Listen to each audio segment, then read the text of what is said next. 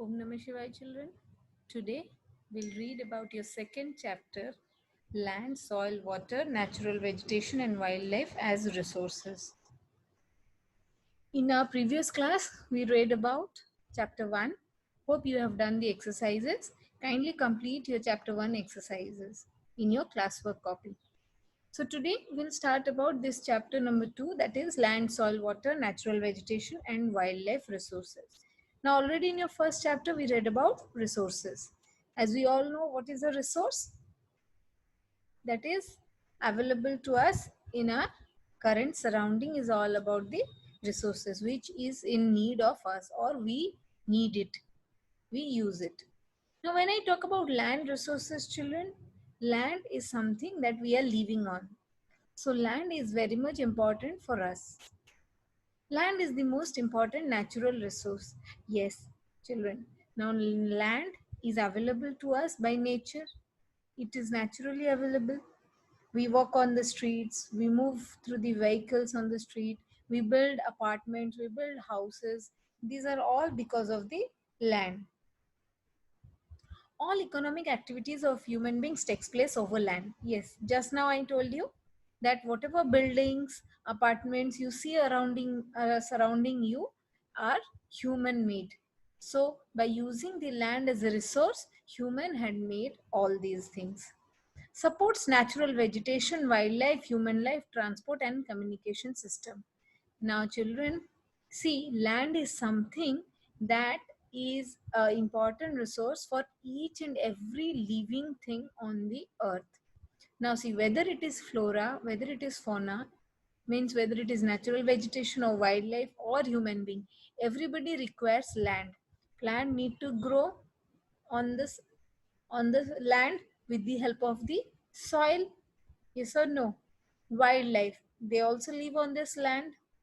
Human being, they also live. Transportation takes place, we move from one place to another place because of the presence of land as a resource. Communication system, since we move from one place to other place, we communicate, we fly from one place to other place, we travel. So these are all are because of the land resources. India has variety of relief features. Now children, when I say about relief features, it is the physical features. Physical feature means plains, mountains, plateaus. These all comes under as the physical features or relief features. So you have seen India is having variety of relief features, like we have mountainous region in the Himalayan or in the northern part of India. You come to the southern part, it is almost covered with the coastal belt. In the middle part of the India, like Madhya Pradesh and all, you go, we have the Deccan Plateau, the Chota Nagpur Plateau region. You go to Punjab, Haryana, we have plain region. So India has variety of relief features in it. 43% of land is under plain, 30% occupies by mountain, 27% covered by plateau. Now as we see, so we have much of plain area compared to mountains and plateaus. Now when I say about plain land is helpful for human being, for doing agriculture, for living also. Now building a house on the mountain and building a house on the plain area, you can understand the difference. So it is much easier, or the population is much higher in a plain area. So land as a resource is very important for a human being. Whatever human is doing with its technology and with its knowledge is all because of this land resource. Now for utilizing human ability, knowledge and technology, a land is very much essential. Moving forward, we have land use. Now children, when I talk about land use, you can see population is increasing. Yes or no? After China, we know India is the second largest in population. So population is increasing day by day. And as the population is increasing, the demand of humans are also increasing. So since the demands are increasing and the population is increasing, so the demand for land to live on, people are also expecting. You see, a person is having 2 3 acres of land. Why? Because his demand is increasing, he is occupying those lands. So since population is increasing and the amount of land is limited with us, so it is very much difficult for us to balance it. We have water cover.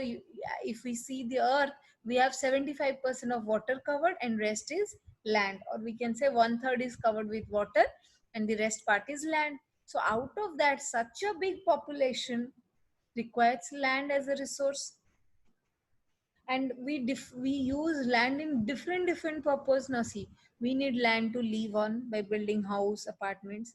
We need land for recreational activities like malls, cinema halls, market complexes. We need for mining, for industries. So land is used for variety of reasons. Now see, but the land is limited.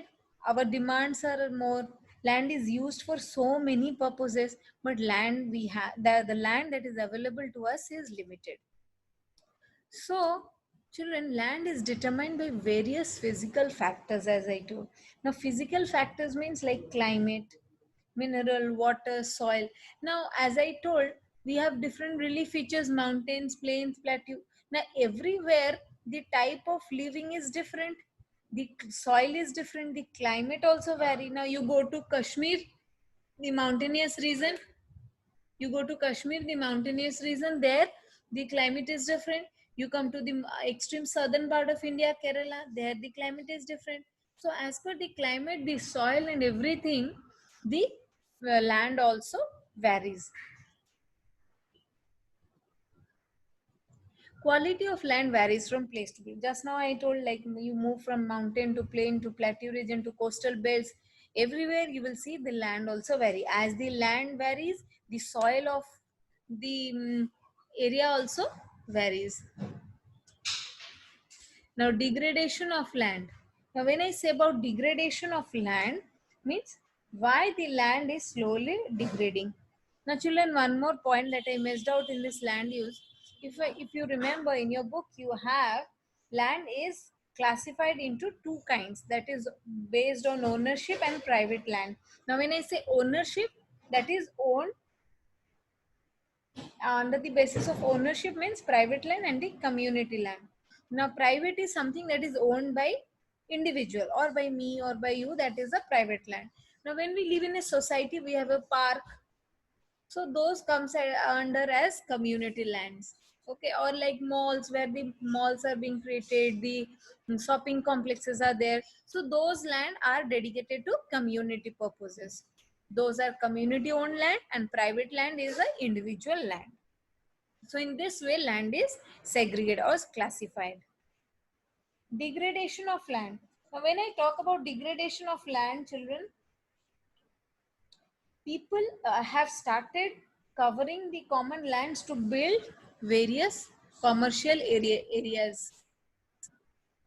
So children, when I say about degradation, means the land is deteriorating or decreasing in what?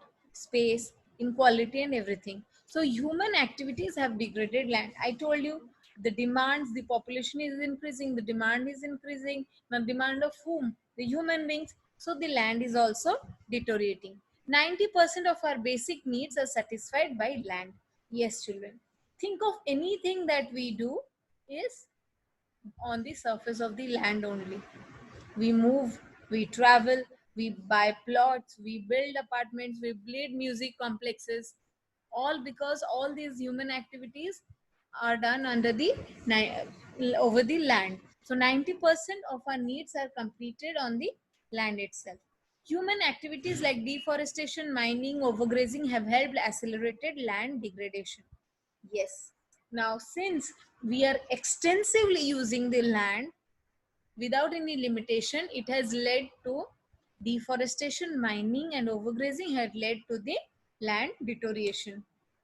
So this is how the land degradation is being taken place.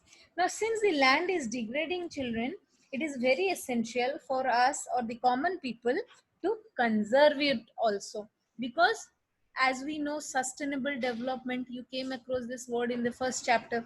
Now, sustainable development means we should always think of the resource for the present use and also the future use. So it is very much essential for us to conserve a land. Afforestation and proper management of grazing, proper management of wasteland, controlling of mining activities, proper discharge and disposal of industrial waste. Now see children, in order to conserve, since the population is growing and the demand is also growing, so there is much destruction going on over the land. So it is essential for us to conserve, and we can conserve it by doing what? Now by afforestation, then regulating the use of extensive use of pesticides. We use pesticides for growing crops, that also hamper the land. We should have a check on overgrazing of the animals, they overgraze. So that all, now mining activities are being taken place extensively, that also. Now the waste that come from those industries or mining activities, that need to be disposed in a proper way so that the land don't get hampered. So these are the certain ways or methods that we can conserve the land. Next children, in our next video, I'll be teaching you about soil as a resource. Till now, thank you.